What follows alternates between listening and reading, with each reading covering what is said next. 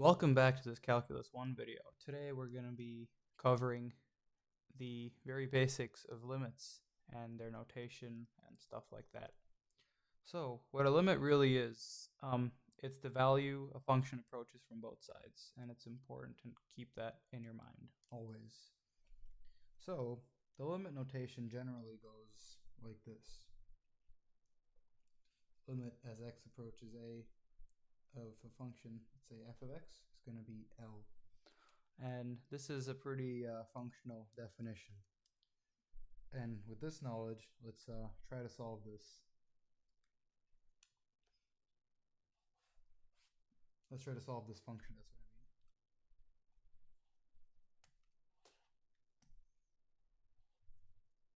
what I mean. So, here's this function.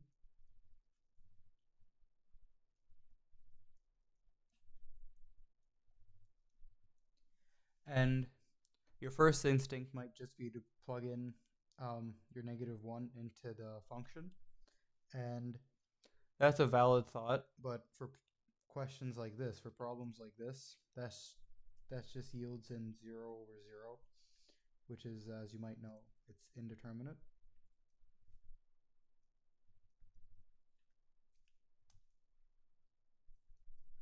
So then your second approach might be to plug in a table like this or something, I don't know. And while these are both kind of valid approaches, I guess, the easiest way to solve for a limit in basically every case is algebra. And it's super easy. I am also realizing I made a mistake in the number here. This is supposed to be x cubed.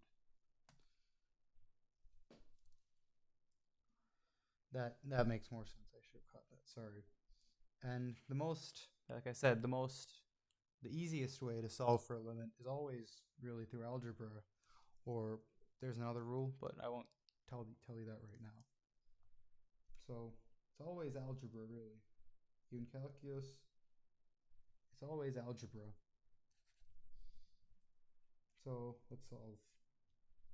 Let as x approaches -1 of x cubed plus 1 over x squared minus 1. Right? So what we can do is we can just factor out an x plus 1 on the top and bottom. This gives us this for the numerator.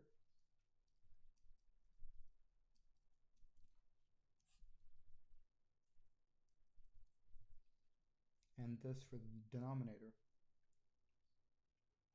Right? And you can cancel out your x plus 1's. And you're left with a much friendlier function to take the limit of.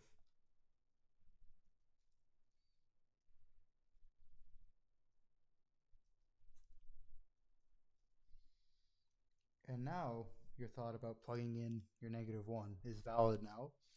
And you get 3 over -2, if my calculations are correct, which is 1.5. Really, algebra is the best way because it yields you an exact answer, first of all.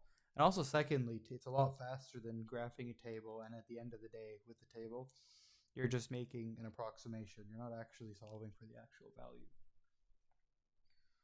All right, so with this knowledge now, let's find if the limit exists for these functions. And the limit existing is a concept that'll make sense very shortly.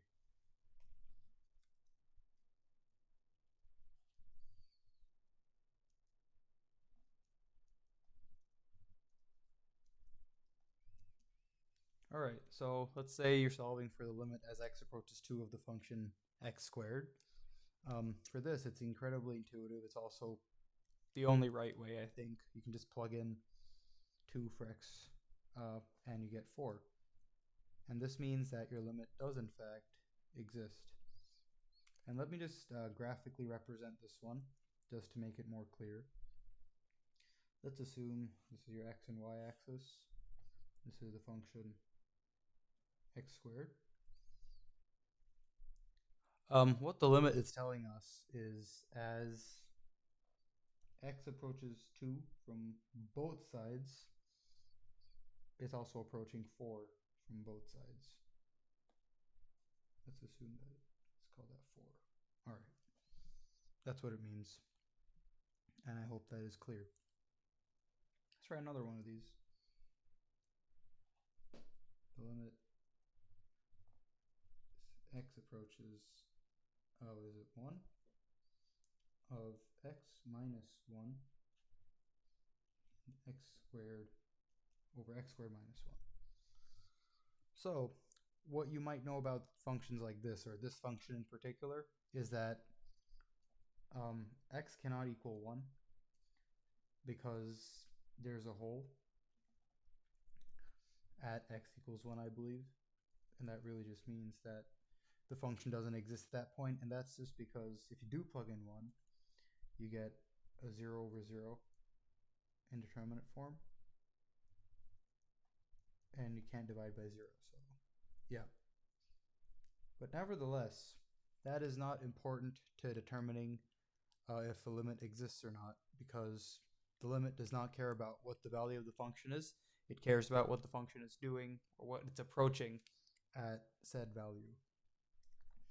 And just like the first example on, I guess, further up on this page, you simply use algebra. This becomes x minus 1 over x plus 1 times x minus 1. Cancel out the x minus 1's. And now you're just taking the limit as x approaches 1 of now x plus 1. And now you can just directly plug in, because it's a very friendly function, relatively. And you get 1 over 2. Oops.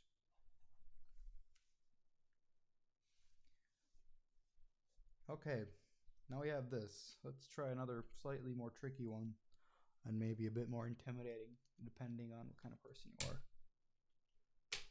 That's fine. This is going to be a piecewise function, but have no fear.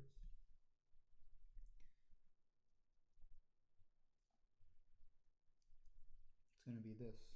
Limit as x approaches 2 of f of x if f of x equals these parameters here. X squared, but x cannot equal 2, and 0 when x equals 2. So upon first glance, you might not know what to do. But for functions like this, if they're pretty friendly like this, you can straight up just graph them like this on your paper or your tablet or iPad or whatever. Like this, graph your x squared function. But remember that it can't equal 2 at 2. So just put a hole there.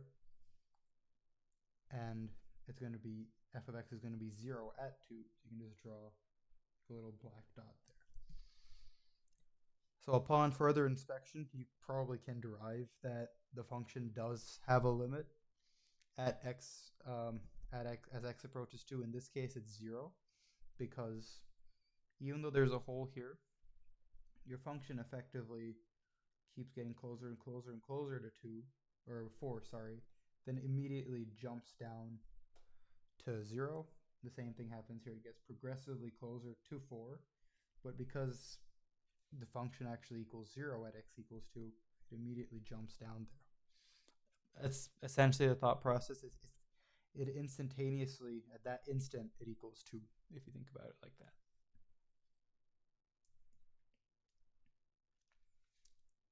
Let's look at another interesting function. And these are all like, even apply for other functions as well. So the knowledge is it's definitely transferable. So let's do this one. F of x as x approaches 0 of square root of x. That is not a parentheses. There we go. And again, I'm going to graph it. And I guess you should probably also know that you probably know the graph of root x. You kind of have to assume that x is greater than 0, greater than or equal to 0 for all your values. for this, just because of how the square root of x function is shaped, which is something like this.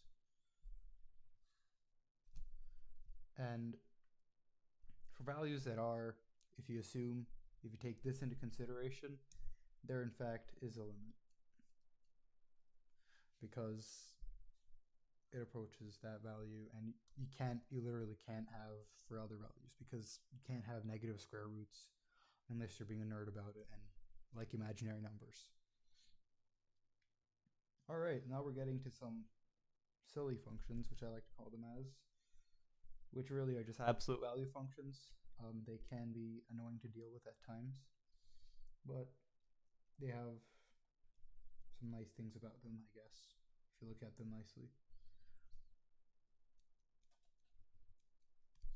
All right, this is going to be our first limit, which does not exist at all, period. Because, again, we have to look at the graph for these types of things just to understand them. All right, let's have our graph here. And the graph of this, if you put into Desmos, you're going to get like this. You have a hole at, I think, 1 or something. And it jumps down at the instant of 0 and goes that way like that. And now it might be more obvious why the limit does not exist as x approaches 0, because for values that are greater than 0, it approaches this value here, whatever this is. And for values that are less than 0, it approaches whatever this number is here. And you would just write it as DNE. That's the abbreviated form of does not exist. And in a problem, you just write limit as x approaches 0, absolute value of x over x, DNE. There's no limit in any case for this type of problem. Let's do one more. All right, so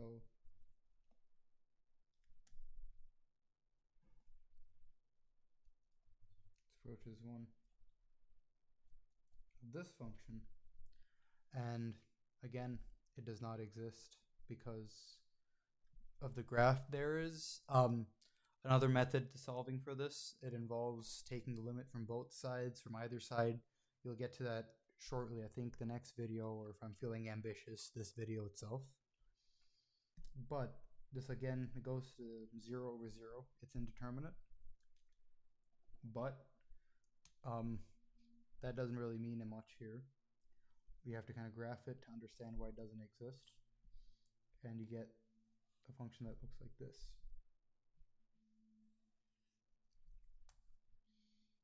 Let's assume I draw this well. Let's pretend I did. Right, so you have an asymptote here, and that's a giveaway that the limit doesn't exist as x approaches 1, because you have, again, these y values are going to positive infinity. These y values are going to negative infinity. Right? Yeah. And I guess the next two, I guess, they're not really problems. They're just like general rules that you have to know. There's really not a derivation for them. Well, there is, but it uses stuff that you won't get to for a while in this class. It's just limit x approaches 0 of the function sine x over x. That's going to equal 1. And limit as x approaches 0 of sine of 1 over x. That does not exist. You can probably graph these and figure out why, but the mathematical derivation is there. It's just you won't learn it right away. Okay. So with that, now that you have a general idea of what limits are, the limit notation, and solving for them using algebra, let's get into solving them like analytically, basically.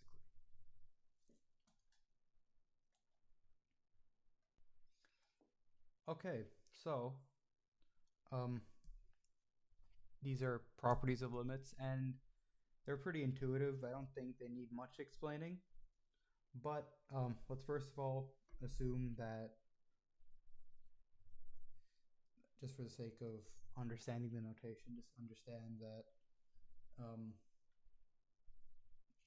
the limit as x approaches a of f of x equals L,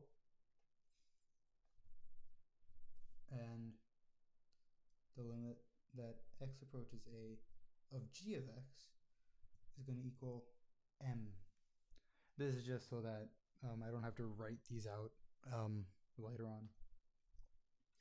So first of all, you have your constant rule.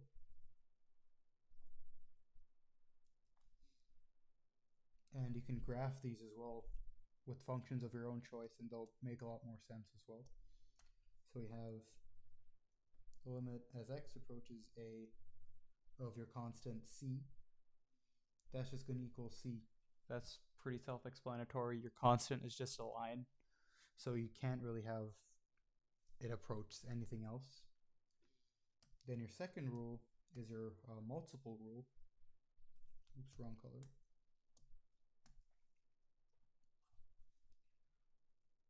And your multiple rule just states this. Give me a second. All right. Your multiple rule basically states as the limit as x approaches a of c multiplied by f of x. If you heard that, I'm sorry, I don't mean to hit the microphone. That's just going to be c times L, like that. It's pretty easy. The third rule is your sum slash difference rule. And this is where the g of x comes into play more.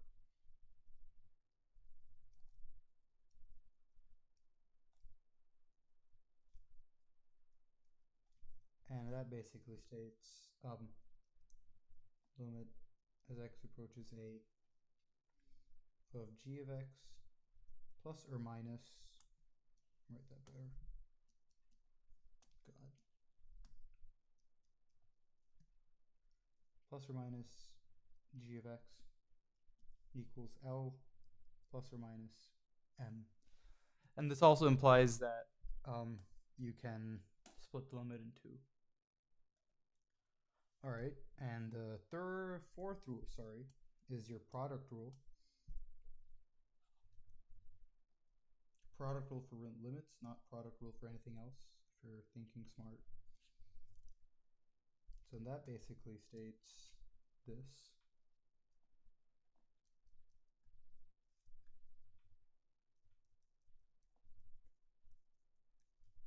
That's just going to equal Lm. And again, you can just split it into two and multiply your limits. Your fifth one is your quotient rule.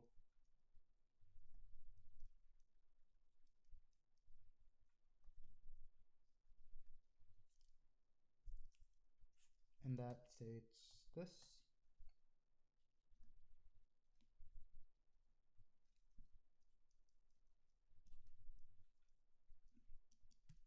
It's just L over M. And this assumes, obviously, that M cannot equal 0, otherwise it's kind of obvious you can't divide by 0, right? So, yeah. And last but not least, it's your power rule.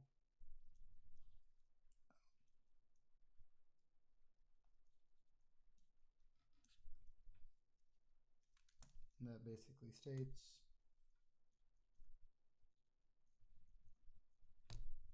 sorry for that if you heard that, f of x to the c, that just equals limit to the c. And you might be able to make the assumption that if you have a constant, you just don't do anything with the constant, and that would be a correct assumption to make. Because it's a constant, you can't really change anything about it. It's constant, right? So, yeah. So with these rules in mind, let's try to compute some more complicated limits, I guess.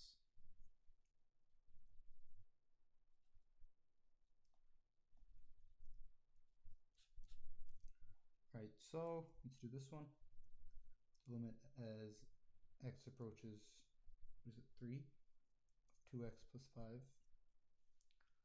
And in problems like this, like I said before, the easiest way is just to plug in. So that just goes to 11. I don't think you need to do any real math for this. The next one is a bit more interesting because it involves something called conjugates. And yeah, let's see how this works out. So the limit as x approaches 4 of root x minus 2 and over x minus 4. I'll give you a second to ponder on that. Okay, your second's up. So what you do is you multiply by the conjugate. You multiply this function by the conjugate right here of the numerator. And if you don't know, the conjugate is basically the opposite of your whatever your chosen thing is. So in this case, it's going to be root x plus 2. And do it on numerator and denominator because it has to remain equal. Otherwise, it's not equal anymore. And yeah. And what you can now do is basically just simplify, kind of. You kind of have to do a half. You have to do a half simplification because the half simplification makes it easier to simplify further down the line. So this whole thing now simplifies to x minus 4 over, I'm not going to simplify the denominator, you'll see this like now, like this basically, and you can cancel out your x minus 4 and you're left with 1/4. So how you can solve this, write this out, is limit as x approaches 4 of x minus 2 over x minus 4 equals 1/4. It's not so bad, right? Yeah. And let's do a few more. This next one involves, I'll let you figure out what this involves this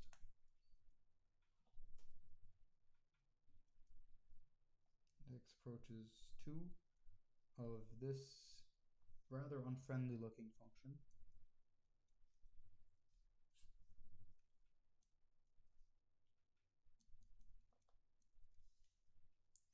Alright, so if your first instinct was to plug in, you would not be unwarranted.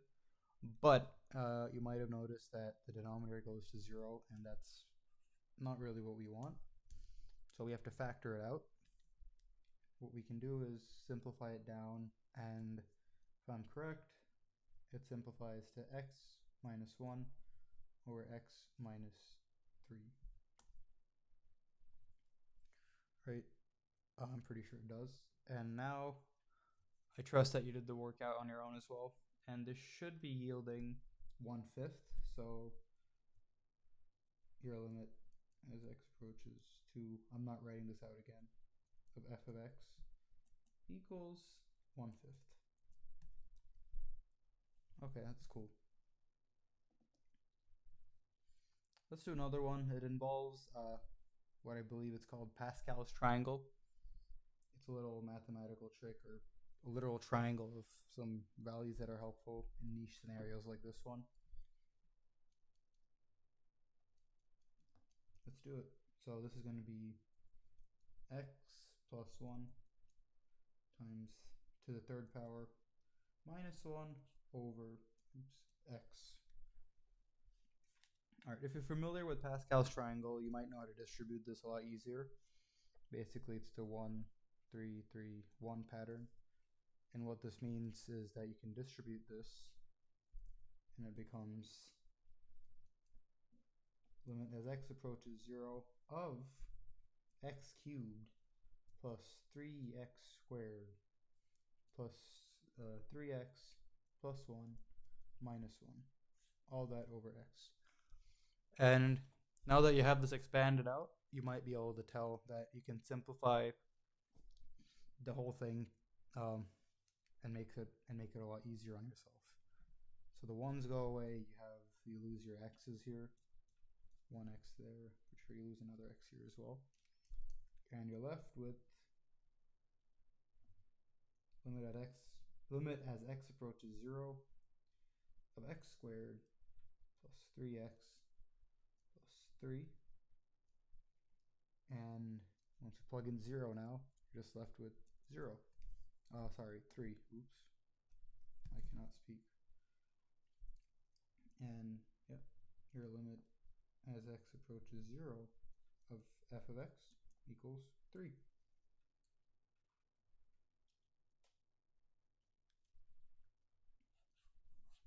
Let's do one that involves trig.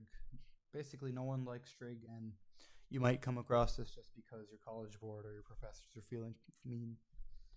And it's always good to know trig, I guess. Limit as x approaches pi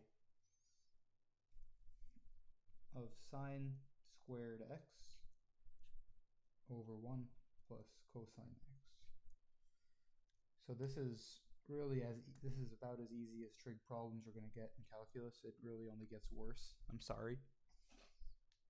But that's the student life, you know? So, yeah. Well, you can expand the sine x, or we can write an equivalent expression to it. That's going to be your 1 minus cosine squared x over 1 plus cosine x. And that you can further expand your numerator to 1 plus cosine x, 1 minus cosine x, divide the whole thing by 1 plus cosine x. Right? And I can cancel out your 1 plus cosine x's, and you're left with limit as x approaches pi of 1 minus cosine x. And now you can just plug it in. So this is left with 1 minus cosine of pi, which, if you don't know your unit circle, we can leave it as is probably in most cases, or that just goes to 2. Yeah, that's that. Okay. And I'm just going to cover some after that. I don't think there's much more to this video apart from a couple of rules that are kind of important. Just good to know these, I guess, as general rules. You can add this to your properties list or whatever. I think we derived one of them before already, but this one is the limit as x approaches 0 of the function sine x over x. That's going to equal 1. You can use that if you have a problem like this. You can just factor out your other stuff and you're going to be left with this in some problems. You might get to that soon. And our second rule is the limit as x approaches 0 of 1 minus cosine x over x. And that's just going to be 0. We'll probably learn how to derive these in a few videos, depending on how fast I upload these. And yeah. All right, I believe that's it for this chapter. No, I was wrong. I still have one more thing. So we have these rules right. And last but not least, you just want to cover what's called a difference quotient. This is kind of out of left field, but it's basically your secant line function, but with a limit attached to it.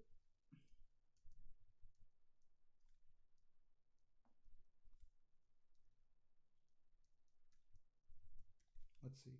So what the difference quotient is really just the limit as x approaches h of the function f of x minus f of h over x minus h. And this is literally just a rebranding of the f of a minus f of b thing. It's the same thing, but you have a limit attached to it. It has the same use cases basically, but it's more akin to function use. Let's do an example of that, just for the sake of understanding. So let's say if you have f of x equals 3x plus 5. Let's find the difference quotient of this as x approaches h. Right? so limit as x approaches h of 3x plus 5, because that's your f of x value, right? Minus, you can just now plug in h into f of x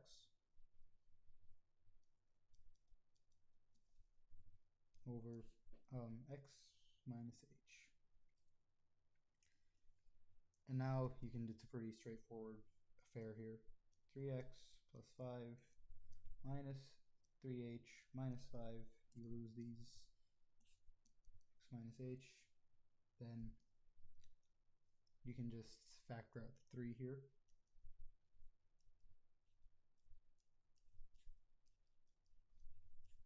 And you're just left with 3. And that's your difference quotient. And yeah, I believe that is actually it for this video.